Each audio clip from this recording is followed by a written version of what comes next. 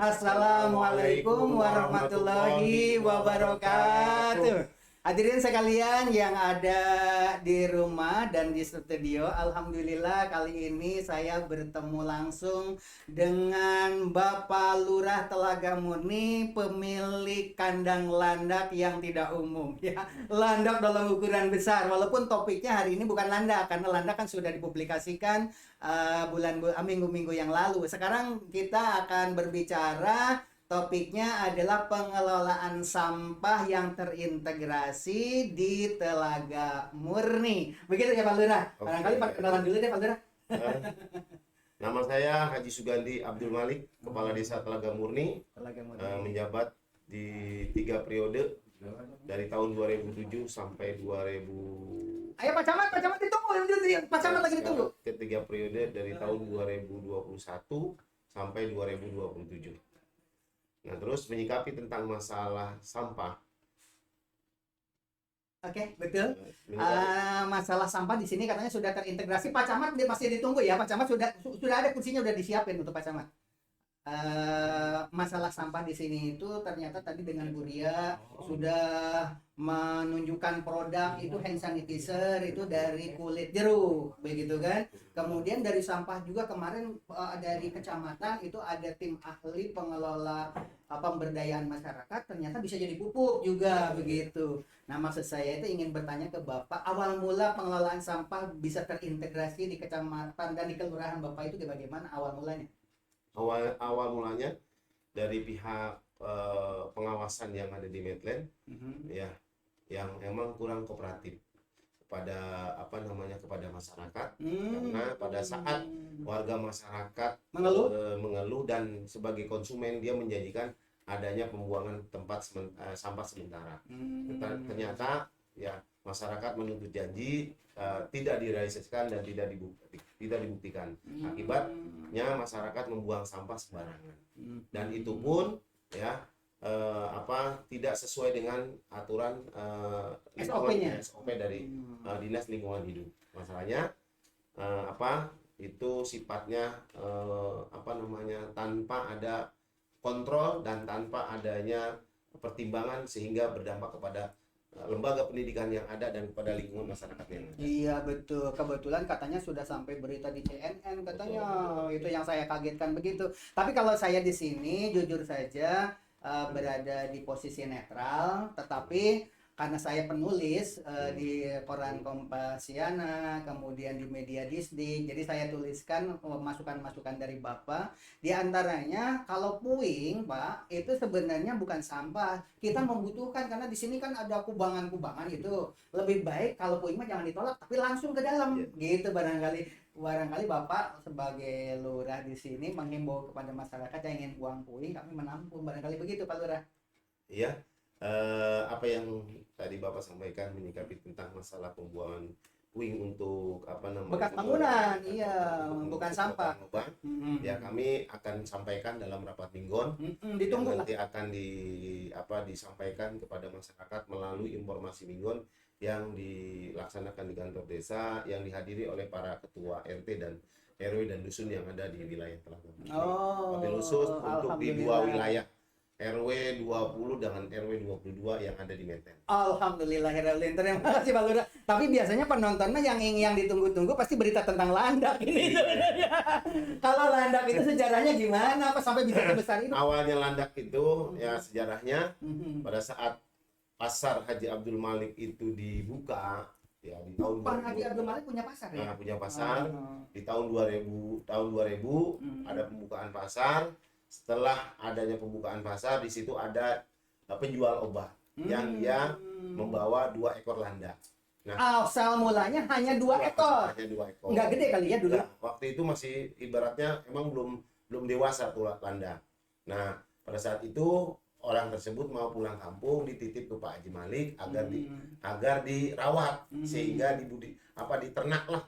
Ya kan, sehingga sampai sekarang ini landak ini beranak pinak. Banyak. Bahkan ada yang emang minta untuk obat ada. Karena emang itu durinya itu ada yang minta buat obat. Katanya suka dimandiin juga kah? Ada. Ya, dimandiin oleh si tukang yang Ada yang perawatnya gitu ya. Gitu. Kemarin itu begitu. Hanya saya kaget. Dan teman-teman mah di sini nih di podcast ini yang ditunggu tentang landak ini yang tidak umum. Pengelolaan sampah pun sudah banyak di mana-mana di podcast itu sampah banyak. Tapi tentang landak jumbo ya baru kali ini pemiliknya. Nah, maksud saya itu karena itu katanya landak pribumi katanya ya Pak ya. Ya, emang landak pribumi yang pada saat itu emang landak itu bukan dari daerah pulau dari Sumatera atau dari daerah Sulawesi, atau itu ada khusus aja di Jawa Barat. Tapi biayanya kok sampai saya kaget. Biaya hidup saya nggak sampai melampaui biaya hidup landak. Katanya 1 juta sebulan. Ya, betul. Memang Apa aja makanannya? setiap hari dia diberikan makanan sayur-sayuran. Nah, setelah saya diberikan Ada wortel sana ya. ada wortel, ada pecai, ada Kok semangka juga ada? semangka. Itu pada saat nanti dia sore dikasih makanan buah-buahan. Ada pepaya, ada nanas. Memang itu. Buah-buahan semua ya. Hadirin sekalian jangan sembarangan ya, walaupun ini durasinya tinggal 3 menit lagi, ternyata memelihara landak itu tidak semudah memelihara janda. Landak lebih berat 1 juta dan tidak boleh telat. Yang namanya landak ya kalau sudah sehari harus makan ya harus dikasih makan kan begitu. Jadi untuk orang-orang yang memelihara hewan langka, apalagi berbadan hukum, diusahakan beranak pinak dan perizinan. Ini salah satu contoh, hanya 2 pasang, itu pun karena orang jualan obat kagak laku ditolong. Akhirnya landaknya jadi banyak. Nah, inilah salah satu contoh. Kalau bisa nanti di sekolah ini kita pelihara supaya beranak juga ya kan? Karena landak itu ternyata banyak khasiatnya ya. Untuk apa aja sih, Pak? Khasiatnya untuk yang penyakit gatal-gatal. Nah, itu untuk yang kedua untuk Sakit gigi juga bisa katanya. Iya, untuk pokoknya yang bentuk yang menyangkut kepada hubungan dengan kulit, dia emang gitu. Tadi kata menolak apa? Menolak balak. Gimana itu? Durinya itu dituncelpin ke itu, ke tanah. Ada doanya? Ya pokoknya informasi dari orang yang dari guru spiritual. Pak Lurah, saya ini penulis buku. Ini adalah bukunya Sosok Inspiratif dari Dunia Pendidikan, dan Pak Lurah ini cukup menginspirasi bagi saya. Izinkan untuk menulis buku seperti ini, dan ini adalah kenang-kenang buat Pak Lurah. Ini kenang-kenangan buat Pak Lurah. Nanti buat Pak Camat masih ada nggak? Pak Camat masih ada nggak? Pak Camat tadinya mau dikasih buku juga. Oke. Untuk kata penutup Pak Lurah, masalah sampah dengan landak mah nggak usah lah. Masalah sampah, pesan untuk masyarakat bagaimana?